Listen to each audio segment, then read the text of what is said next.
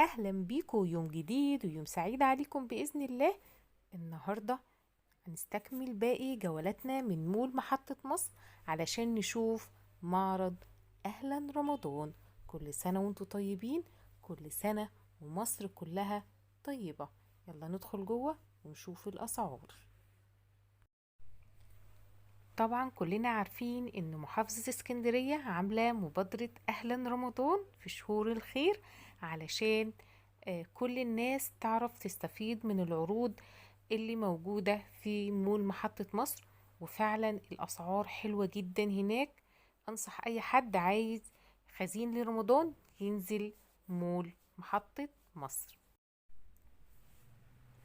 دي كلها اسعار الفاكهة والخضار مع حضراتكم علشان نعمل فيديو سريع كده علشان ما نطولش عليكم. الاسعار زي ما حضراتكم شايفين قدامكم في الفيديو كلها. انا بس قطعت صوت المول لان في صوت قرآن كان عالي جدا، وسياسة اليوتيوب بتمنع صوت القرآن والاغاني. طبعا في عطار كبير جدا هناك موجود، اتنين في محلين للعطارة. ده اول محل فيهم في كل حاجة هتحتاجها رمضان موجودة في المول. ده سفندي وبرتقان ب5 جنيه موجود، وفي درجات برضو في ب6.5. والموز زي ما قلت لحضراتكم بيبدأ من 11 جنيه لغاية 12.5. الفاكهة كتيرة جدا موجودة والخضار موجود وكله طازة. موجود زي ما حضراتكم شايفين، في طماطم ب3.5 وفي ب5 وفي ب6.5، والبطاطس برضو في ب3.5 وب5 وفي ب6.5. الفاكهة برضو درجات بتبدأ من أول 5 جنيه لغاية أغلى حاجة 8 جنيه و10 جنيه.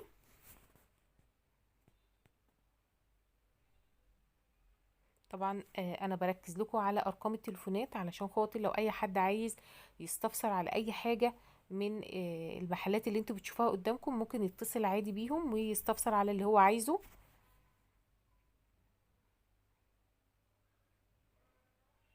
طبعا ده نجمة محطة مصر. فاكهة فيها كل حاجة، مانجا، تفاح. التفاح هناك رخيص جدا ب25 جنيه.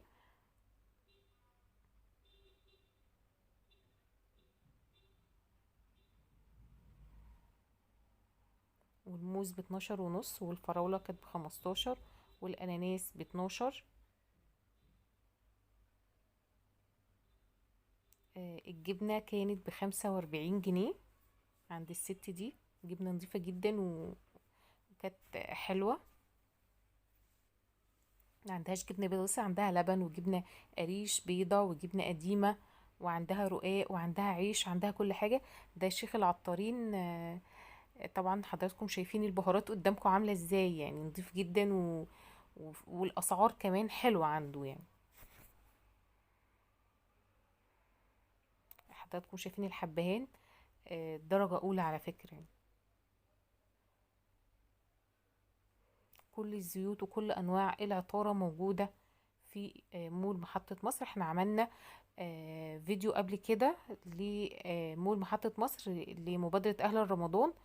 ممكن ترجعوا له لو حابين برضو تعرفوا بقية المحلات بالأسعار بكل حاجة موجودة. ده في محلات عاملة تخفيضات 30% من قيمة السلعة فعلا في مبادرة أهل رمضان. دي جزارة الدمنهوري للفراخ. عنده بانيه ووراك، كبد وقوانص وجناحة، في كل حاجة موجودة عنده. طبعا انت حضراتكم عارفين ان اسعار الفراخ اصلا متفاوتة في الايام ديت، يعني ما بتبقاش لها سعر ثابت يعني. هي مش سعر ثابت، هي على طول بتطلع ما بتنزلش.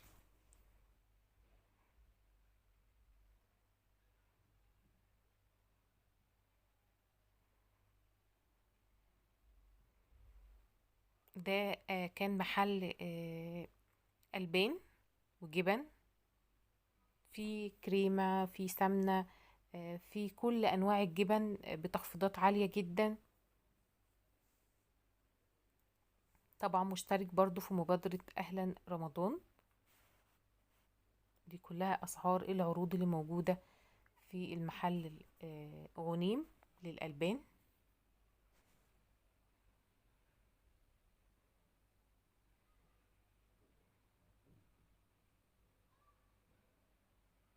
دي جزارة حميدو، بيعمل اكل جاهز برضو، بس انا شفت عنده ممبار جاهز على التحمير على طول. ودي كلها اسعار اللحوم عنده. انا سألته بيقول لي كل المنتجات عندهم بلدي.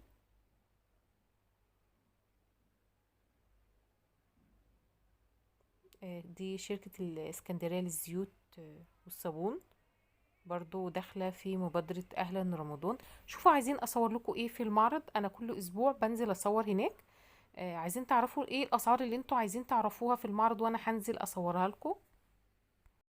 في هناك تنوع كتير جدا من شركات كتيرة جدا هتستمتعوا بيها. في ناس كتيرة بعد الفيديو اللي انا عملته عن، كان في شركة قها، طبعا شركة قها غنية عن التعريف.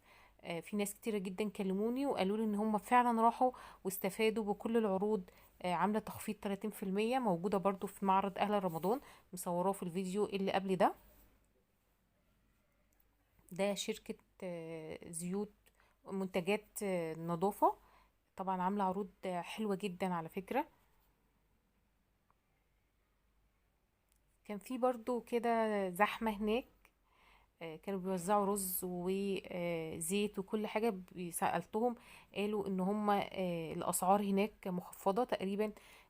كان بيبيع المكان ده بيبيع الرز ب15 جنيه. طبعا حضراتكم شايفين الزحمة اللي موجودة في رمضان. كل سنة وانتم طيبين، وما تنسوش تشتركوا في القناة وتعملوا لايك، وانتظروني في جولات كتيرة جاية عن اسكندرية.